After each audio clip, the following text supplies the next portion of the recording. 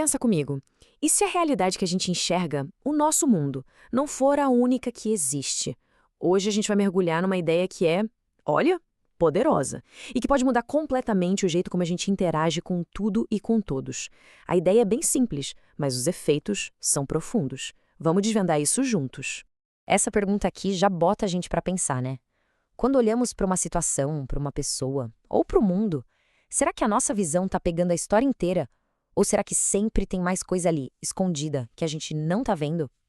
É exatamente por aí que a nossa análise vai hoje. E aqui está o nosso ponto de partida. É um dos pilares da PNL. Pensa assim, ó. Uma coisa é o mundo como ele é de verdade, o território. Outra coisa, totalmente diferente, é o jeito que a gente representa esse mundo dentro da nossa cabeça. Ou seja, o nosso mapa mental. E esse mapa, ele é único para cada um de nós. Então, como é que essa ideia de mapas diferentes aparece no nosso dia a dia? Isso acontece o tempo todo, em todo lugar. E muitas vezes a gente nem percebe. Vamos ver uns exemplos bem clássicos? O que é muito interessante aqui é que, para o torcedor A, no mapa mental dele, o time dele é o melhor do mundo. E para o torcedor B, no mapa dele, o time dele é o melhor. Os dois estão falando a verdade subjetiva de cada um. A lógica é a mesma aqui. Quem é fã de rock tem toda uma experiência de vida, um modelo de mundo onde o rock é o máximo. Já quem ama samba tem um mapa completamente diferente. Nenhum dos mapas é o território da música em si. São só interpretações, sabe? E isso se espalha para tudo, desde a comida que a gente acha uma delícia até as nossas crenças mais profundas, passando por cada experiência que a gente já viveu. Cada pessoa vai construindo um mapa do mundo que é só dela, intransferível. E aí a gente chega na pergunta de R$ 1 milhão. Quando duas pessoas pensam coisas tão opostas, a nossa lógica diz que uma delas tem que estar errada, certo? Mas será que é assim mesmo? E aqui está o pulo do gato. O conflito não aparece porque alguém está errado. Ele aparece quando a gente tenta impor o nosso mapa como se ele fosse o único território que existe. É quando alguém fala, o seu time não presta, o meu é o certo, que o problema começa.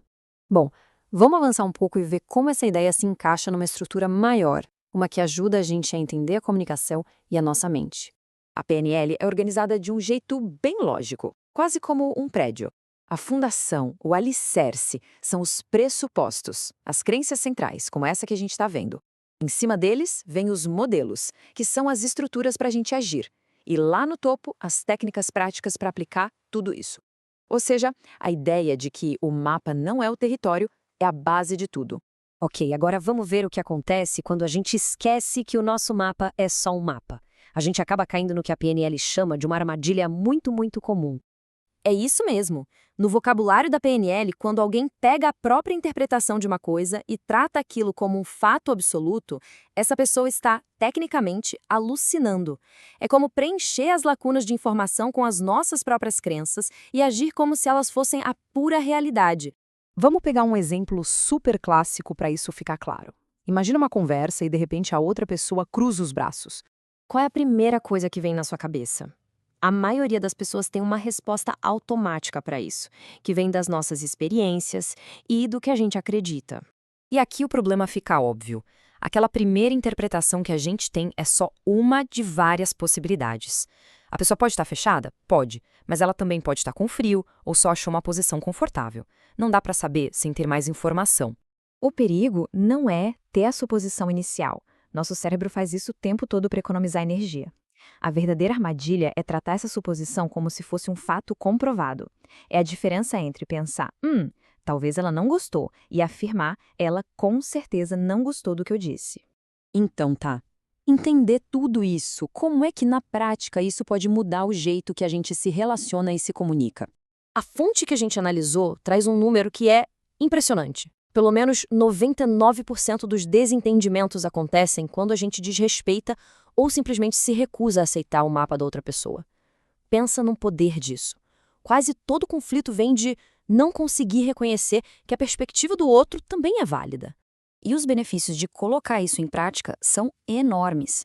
Quando a gente aceita que existem outros mapas, a gente se torna mais flexível, a nossa comunicação melhora da água para o vinho e, como resultado, os relacionamentos ficam mais saudáveis, mais leves. Essa metáfora é poderosa demais. Não significa jogar fora o nosso mapa ou concordar com tudo que o outro diz. Significa só colocar ele de lado por um instante para que seja possível tentar enxergar o mundo pelo mapa da outra pessoa. Essa é a base da empatia e da conexão de verdade. E com isso, a gente encerra nossa análise. A pergunta que fica não é sobre quem está certo ou errado, mas sim sobre ter curiosidade e vontade de se conectar. Entender que cada pessoa carrega um mapa único do mundo é o primeiro passo para a gente navegar por uma realidade muito mais rica e compreensiva. A questão é, qual mapa vale a pena explorar hoje?